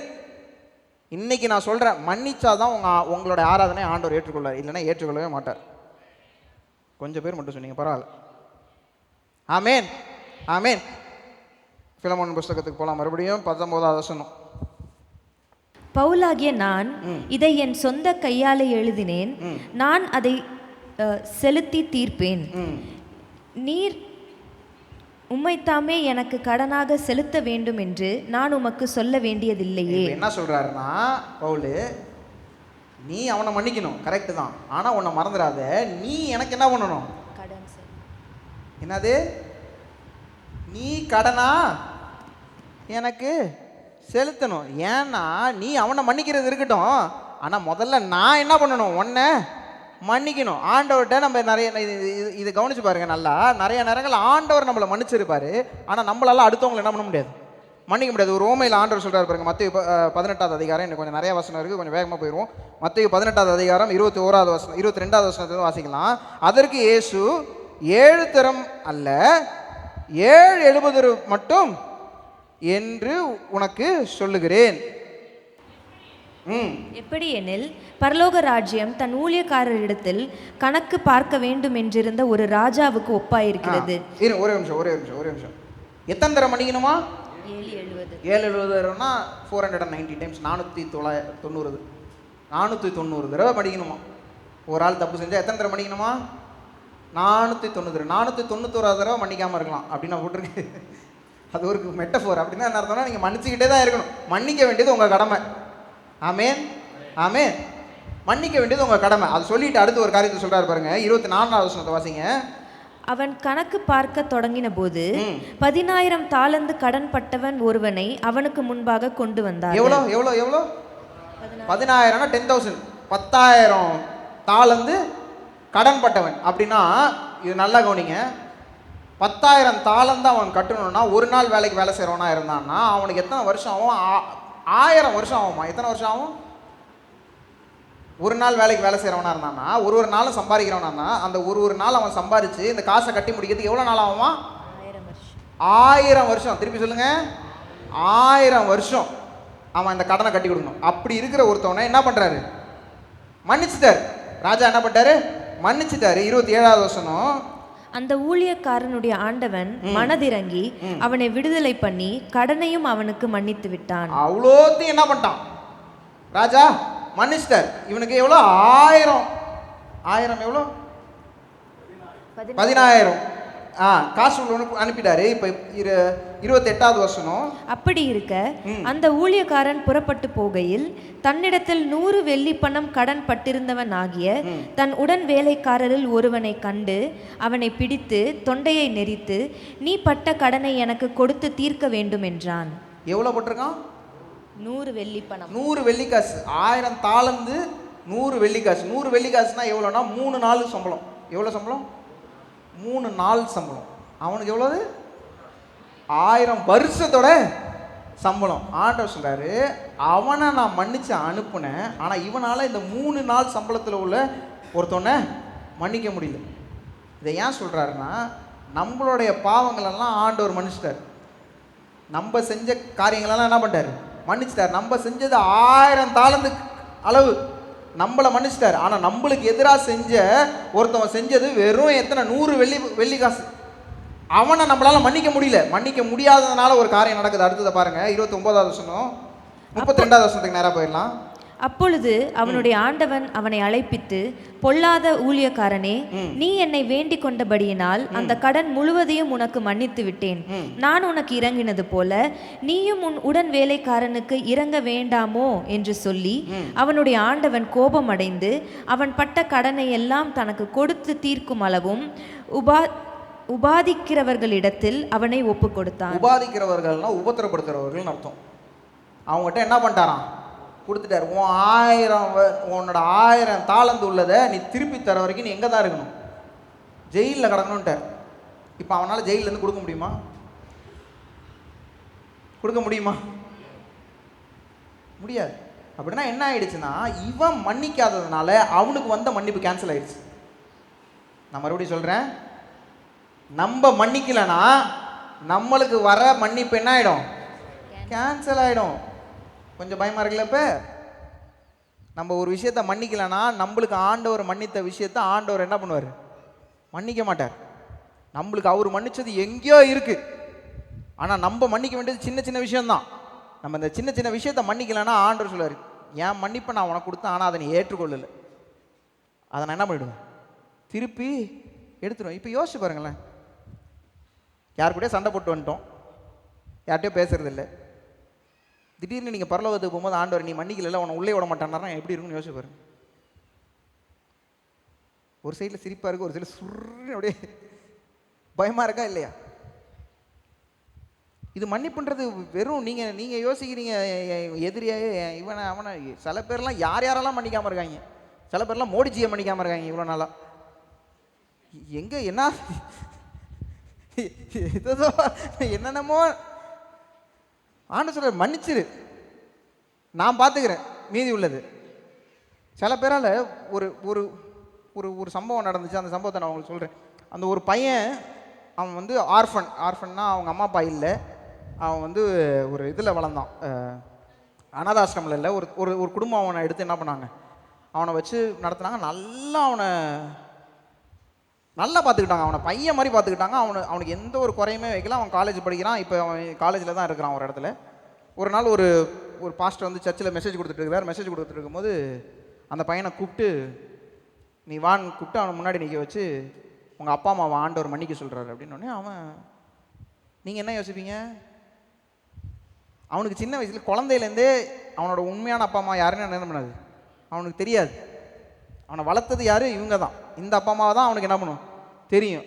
இவன் இந்த போதகர் சொல்கிறார் உங்கள் அப்பா அம்மாவை ஆண்டவர் மன்னிக்க சொல்கிறார். இவன் நார்மலாக வந்து நான் மன்னிச்சிடுறேன். ஏன்னா ஏதோ ஒரு இதில் அவன் என்ன பண்ணான், மன்னிக்காமல் இருக்கிறான். அவன் தோலை பிடிச்சி இந்த அப்பா அம்மாவை இல்லை அந்த அப்பா அம்மாவை மன்னிக்க சொன்னார். அந்த பையன் அப்படியே தரையில் உழுது கதற ஆரம்பிச்சிட்டான். ஏன்னா அவனுடைய மனசுக்குள்ளே இருந்திருக்கு, எங்கள் அப்பா அம்மா என்ன பண்ணிட்டாங்க, என்னை அனாதையாக விட்டுட்டு போயிட்டாங்கன்ட்டு அவன் மனசுக்குள்ளே என்ன இருக்குது, அது இருந்துக்கிட்டே இருந்திருக்கு. எவ்வளோ நாளாக அது என்ன பண்ணியிருக்கு, இருந்துகிட்டே இருக்குது. அவங்க அப்பா அம்மா இப்போ உயிரோட கூட இல்லை. ஆனால் ஆண்டவர் சொல்கிறார், அவன்கிட்ட சொல்கிறார் மன்னி. அது சில நேரங்களில் நம்ம வந்து யாரோ நம்ம விட்டு வாழ்க்கையை விட்டுட்டு போயிட்டாங்கன்னு அவங்கள மன்னிக்காமல் இருக்கிறோம். இது ஏன் திடீர்னு ஆண்டவர் என்ன வெளிப்படுத்துகிறாருன்னு எனக்கு தெரியல. உங்கள் அப்பா அம்மாவாக இருக்கலாம், உங்கள் கூட பிறந்தவங்களாக இருக்கலாம், யாராக இருக்கலாம், யாரையோ என்னை இப்படி நடுத்தரில் விட்டுட்டு போயிட்டானே அப்படின்னு மன்னிக்காமல் இருக்கிறோம் யாரோ. எனக்கு ஏன் திடீர்னு ஆண்டவர் இதை பேசுகிறாருன்னு தெரியல. உங்கள் அப்பா மேலே கோவமாக இருக்கலாம், உங்கள் அம்மா மேலே கோவமாக இருக்கலாம், புருஷன் மேலே இருக்கலாம், பொண்டாட்டி மேலே இருக்கலாம், யார் மேலேயோ அவங்க இல்லை, உயிரோட கூட இல்லை. ஆனால் அவங்கள மன்னிக்க முடியல நம்மளால். அந்த கசப்பு நம்மளுக்குள்ளே இருந்துக்கிட்டே இருக்கு. ஆண்டவர் இன்னைக்கு சொல்கிறார், இன்னைக்கு மன்னி, இன்னைக்கு மன்னி, இன்னைக்கு மன்னிச்சின்னா நீ என்னுடைய சித்தத்துக்குள்ளே வந்துடுவேன். ஆமேன். திடீர்னு ஆண்டவர் என்கிட்ட பேசுகிறதுனால உங்கள்கிட்ட சொல்ல வேண்டியதாக இருக்குது. இந்த மன்னிக்காமல் இருக்கிறது இன்னொரு காரியத்தையும் பண்ணும். 2 கொரிந்தியர் 2வது அதிகாரம் 10வது வசனம். 2 கொரிந்தியர் 2:10.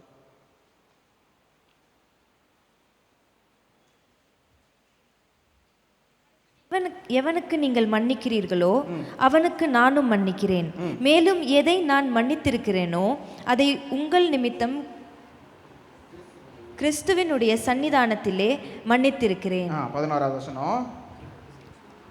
கிறிஸ்துவுக்குள் எப்பொழுதும் எங்களை வெற்றி சிறக்க பண்ணி எல்லா இடங்களிலேயும் எங்களை கொண்டு அவரை அறிகிற அறிவின் வாசனையை 11 சாத்தானாலே நான் மோசம் போகாதபடிக்கு அப்படி செய்தேன். யாரால மோசம் போகாதபடிக்கு?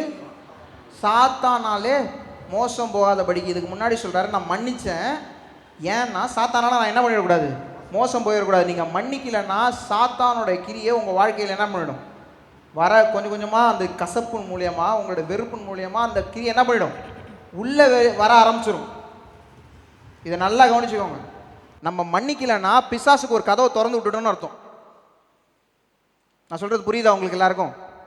நீங்கள் மன்னிக்கலைன்னா பிசாசுக்கு ஒரு கதவை திறந்து விட்டுட்டோன்னு அர்த்தம். இப்போ யோசிச்சு பாருங்க. இப்போ ஒரு நிமிஷம் நான் உங்களுக்கு எல்லாருக்கும் டைம் தரேன். சில பேருக்குள்ள நான் சொன்ன மாதிரி எப்பயோ நடந்த ஒரு விஷயம் இன்னும் உங்களோட இருதயத்துக்குள்ள என்ன பண்ணுது, இன்னும் அது அப்படியே இருக்குது. இன்னும் உங்களால் அதை மறக்க முடியல, மன்னிக்க முடியல.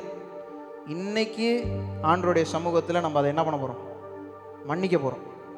சில நேரத்தில் அதை மறக்கிறது கஷ்டமாக இருக்கும். அதை ஆண்டவர்கிட்ட ஜெபிக்கும் போது ஆண்டவர் அதுக்கும் ஒரு வழியை திறப்பார், அதை மறக்கிறதுக்கான ஒரு பலனையும் கொடுப்பார். ஆனால் முக்கியமான விஷயம், முதல் ஸ்டெப்பு நம்ம சொல்லணும், ஆண்டவரே இவங்கள நான் மன்னிச்சிடுறேன், நீங்கள் என்ன மன்னிச்சது போல் நானும் இவங்களை என்ன பண்ணிடுறேன், மன்னிச்சிடுறேன். எல்லாம் கண்களை மூடலாமா ஒரு நிமிஷம் அப்படியே?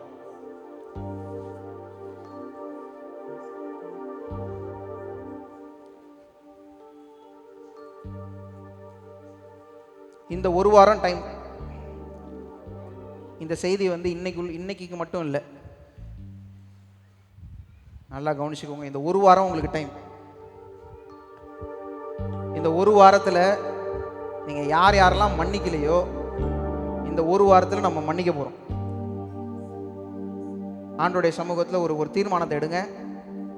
ஆண்டோட சொல்லுங்கள், ஆண்டவரே எனக்கு எதிராக அவங்க என்ன செஞ்சிருந்தாலும் சரி, என்ன பண்ணினாலும் சரி, அவங்கள நான் மன்னிச்சிடுறேன். ஏன்னா நீங்கள் என்ன மன்னிச்சிருக்கீங்க ஆண்டவரே, அதனால நான் அவங்களை என்ன பண்ணுறேன், மன்னிக்கிறேன். சில பேரோட இருதயத்தில் ஆண்டவர் இப்போ பேசுகிறாரு, நான் விசுவாசிக்கிறேன். மன்னிக்கவே முடியாது, இவனெல்லாம் நான் மன்னிக்கவே முடியாது, வாழ்க்கையில் நான் இதை மறக்க மாட்டேன் அப்படின்னு சொன்னது நிறைய உண்டு. ஆண்டவர் என்னை காலை வேளையில் சொல்கிறார், மன்னிச்சாதான் அடுத்த ஸ்டெப்புக்குள்ளே போக முடியும். இந்த ஒரு வாரம் டைம், இந்த ஒரு வாரத்தில் யாரெல்லாம் மன்னிக்கணுமோ மன்னிச்சுட்டு நம்ம அடுத்த வாரம் ஆராதனைக்கு வரப்போகிறோம். ஆராதனை பாருங்கள் எவ்வளோ மகிமையாக இருக்க போகுதுன்னு. இந்த சபையாக நம்ம அடுத்த ஸ்டெப்புக்குள்ளே, அடுத்த ஒரு சீசனுக்குள்ளே போகிறதுக்கு ஆண்டவர் இந்த காரியத்தை செய்யணும்னு விரும்புகிறார். மன்னிக்க வேண்டிய காரியங்களை மன்னிக்கணும். நீங்க மன்னிக்கும் போது ஆண்டவர் உங்களுடைய ஆராதனையை ஏற்றுக்கொள்கிறவராக இருக்கிறார்.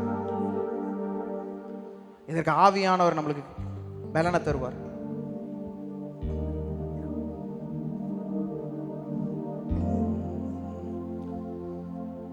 உங்களுடைய இருதயத்தில் இப்ப நிறைய பேரோட பேர் வந்து கொண்டே இருக்குது. நிறைய பேருக்கு நீங்க மன்னிப்பு கேட்க வேண்டியவங்க நிறைய பேரோட பேரை ஆண்டவர் காட்டிக்கிட்டு இருக்கிறார். மன்னிக்கிறது மட்டும் இல்லை, மன்னிப்பு கேட்கவும் உங்களுக்கே தெரியும். அவங்களுக்கு நம்ம தவறு செஞ்சிட்டோம், அவங்கள ஏமாத்திட்டோம், அவங்களுக்கு எதிராக பேசிட்டோன்றது உங்களுக்கே தெரியும். இந்த வாரத்தில் ஆண்டவர் சொல்றார், இந்த வாரம் உங்க வாழ்க்கை மாறுகிற வாரமா இருக்கணும். நீங்க மன்னிக்க வேண்டியவங்க எல்லாரையும் மன்னிக்கணும். மன்னிப்பு கேட்க வேண்டியவங்க எல்லார்ட்டையும் இந்த வாரத்தில் நம்ம மன்னிப்பு கேட்க போகிறோம். அடுத்த வாரத்தில் ஆண்டவர் மகிமையான காரியத்தை இங்கே செய்ய போகிறார். ஆமே ஆமேன். எத்தனை பேர் விசுவாசிக்கிறீங்க? அப்படியே எழுந்து நிற்கலாமா ஒரு நிமிஷம்? ஹalleluya hallelujah amen hallelujah hallelujah amen hallelujah hallelujah amen hallelujah hallelujah amen. எல்லாரும் சேர்ந்து சொல்லலாமா? hallelujah hallelujah amen hallelujah hallelujah amen hallelujah hallelujah hallelujah hallelujah விலகாத பிரியாத உம் சமூகமே அதுதானே நிரந்தர சுதந்திரமே. வேறொன்றும் வேண்டாம், நீர் போதுமே, நீர் போதும், எப்போதும் நீர் போதுமே. மறுபடியும் சொல்லாமா? விலகாத பிரியாத உம் சமூகமே அதுதானே நிரந்தர சுதந்திரமே.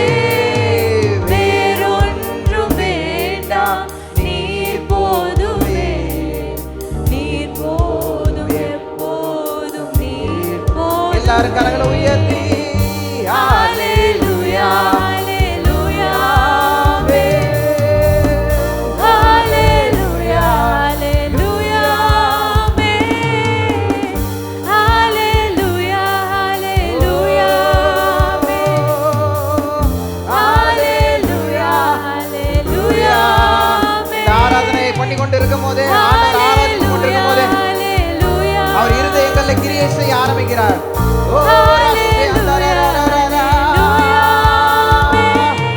ஆவியானவரே, எங்கள் இருதயங்களில் கிரியை செய்ய, கடினமான இருதயங்களை மாற்றுக. ஹalleluya ஹalleluya ஹalleluya ஹalleluya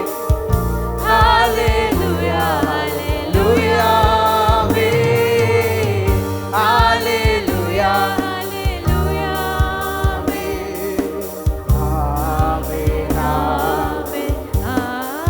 பரலோக கவனத்தை ஈர்க்க வேண்டுமே. அப்பாவும் கண்களில் கிருபை வேண்டுமே. எப்போதும் என் அருகே நீர் வேண்டுமே, நீர் வேண்டும், நீர் வேண்டும், நீர் வேண்டும். பரலோக கவனத்தை ஈர்க்க வேண்டுமே. அப்பாவும் கண்களில் கிருபை வேண்டுமே. எப்போதும் என் அருகே நீர் வேண்டுமே, நீர் வேண்டும், நீர் வேண்டும், நீர் வேண்டுமே. இந்த வாரத்தில் இந்த காரியத்தை நான் செய்வேன். மன்னிப்பு கேட்க வேண்டியவங்ககிட்ட நான் கேட்பேன், மன்னிக்க வேண்டியவங்களை நான் மன்னிப்பேன்னு சொல்றவங்க மட்டும் கரங்களை ஒதுக்கி எல்லாரும் கண்களை மூடிக்கொள்ளலாம். ஆண்டவர் இதற்கு வழியை திறப்பார். அதை நான் செய்வேன்னு சொல்றவங்க மட்டும் ஆண்டவருடைய சமூகத்தில் உங்களுடைய கரங்களை தூக்கி மேலே காட்டுங்க. ஆண்டவர் இதை பார்க்கிறார். ஆண்டவர் உங்க இருதயத்தை பார்க்கிறார். இந்த வாரத்துல இந்த மன்னிக்காத ஒரு காரியத்திலிருந்து ஆண்டவர் உங்களுக்கு ஒரு விடுதலையை தரப்போகிறார். ஆண்டவர் நம்மளுடைய இருதயத்துல பேசி இருக்கிறார், இருதயத்துல கிரியை செஞ்சிருக்கிறார். இந்த வாரத்துல இந்த விஷயம் எங்க வாழ்க்கையில நடக்கணும் ஆண்டவரேன்னு சொல்லுங்க. அப்படியே கரங்களை உயர்த்தி இருக்கவங்க சொல்லுங்க, ஆண்டவரே இந்த வாரத்துல நீங்க எங்களுக்கு ஒரு தருணத்தை தாங்க. மன்னிக்க வேண்டியவங்களை நாங்க மன்னிச்சிடணும், மன்னிப்பு கேட்க வேண்டியவங்க இடத்துல போய் நாங்க மன்னிப்பு கேட்டுடணும் ஆண்டவரே. அடுத்த வாரம் வரும்போது ஃப்ரீயா நான் வரணும் ஆண்டவரே. எந்த ஒரு கசப்பும் என் இருதயத்தில் இருக்கக்கூடாது. அடுத்த வாரம் வரும்போது அற்புதங்களையும் அடையாளங்களையும் நீங்க இந்த சபையில நீங்க செய்ய போகிறதற்காக உமக்கு நாங்க நன்றி செலுத்துகிறோம் ஆண்டவரே. வானங்கள் திறக்கப்பட போகிறதற்காக உமக்கு நாங்க நன்றி செலுத்துகிறோம் ஆண்டவரே. அப்படியே கரங்களை உயர்த்தி எல்லாம் சொல்லுங்களா, Hallelujah, hallelujah, amen. Hallelujah, hallelujah, amen. Hallelujah. நல்ல சத்தத்தை உயர்த்தி பாடலாமா? Hallelujah, hallelujah, amen. Hallelujah, hallelujah,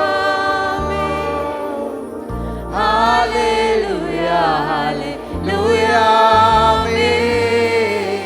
Hallelujah, hallelujah, amen. Amen, amen, amen. அப்படியே கரங்களை தட்டி தேவனுக்கு மகிமையை செலுத்தலாமா? இந்த காலை வேளையில நம்மளோட பேசின தேவனுக்கு நன்றியை செலுத்தலாமா? நல்ல சத்தத்தை உயர்த்தி உற்சாகத்தோடு அவருக்கு தேவனுக்கு மகிமையை செலுத்தலாமா? இந்த வாரத்துல ஒரு விடுதலை உண்டாகட்டும், இந்த வாரத்துல ஒரு அற்புதம் நடக்கட்டும் ஆண்டவரே. இந்த வாரத்துல எங்களுக்கு ஒரு விடுதலையை தாங்க, மனசுல இருக்கிற கசப்புல இருந்து எங்களுக்கு ஒரு விடுதலையை தாங்க ஆண்டவரே. எல்லாரும் கேளுங்க, ஆண்டவரே எங்களை விடுவீங்க. இந்த வாரத்துல எங்களுக்கு ஒரு விடுதலையை நாங்கள் பார்க்கணும். எங்க வாழ்க்கையில இந்த விடுதலையின் காரியம் இந்த வாரத்திலே நடக்கணும் ஆண்டவரே. நாங்கள் டெய்லி ஜெபிக்கும் போது எங்களோட பர்சனல் ஜெபத்துல ஆண்டவரே நீங்க ஒரு நாள் எங்களுக்கு விடுதலையை தரப்போகிறதுக்காக நன்றி செலுத்துகிறோம். அடுத்த வாரம் உங்களுடைய சமூகத்துல வரும்போது ஒரு பெரிய காரியத்தோட எதிர்பார்ப்போட நாங்க வரணும் ஆண்டவரே.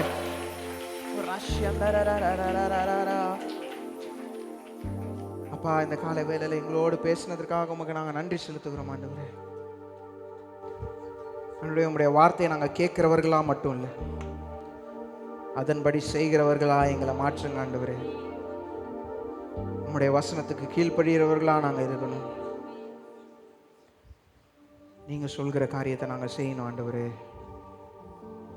இந்த வாரத்துல இந்த மன்னிக்காத ஒரு காரியத்துல, இந்த கஷ்டத்தின் காரியங்கள்லேருந்து எங்களுக்கு ஒரு விடுதலையை தாங்கப்பா.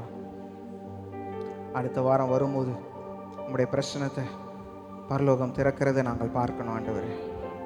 எங்களோடு பேசினதற்காக நன்றி, உமக்கு நன்றி செலுத்துவோம்.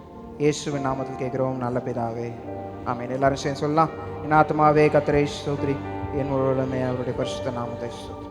என் ஆத்மாவே கர்த்தரை சர்வாலே மறவாதே. கர்த்தராகிய இயேசு கிறிஸ்துவின் கிருபையும் பிதாவாகிய தேவனுடைய அன்பும் பரிசுத்த ஆவியான அன்யோன்யமும் நம் அனைவரோடும் உலகில் உள்ள எல்லா பரிசுத்தவான்களோடும் அவர் வருகை மட்டும் என்றென்றும் நிலைத்திருப்பதாக. ஆமென், ஆமென், ஆமென். ஹல்லேலூயா, ஹல்லேலூயா. இந்த வாரத்தில் ஆண்டவர் சொன்ன காரியத்தை செய்யுங்க, அடுத்த வாரத்தில் ஆண்டவர் பெரிய காரியத்தை செய்வார். ஆமென்.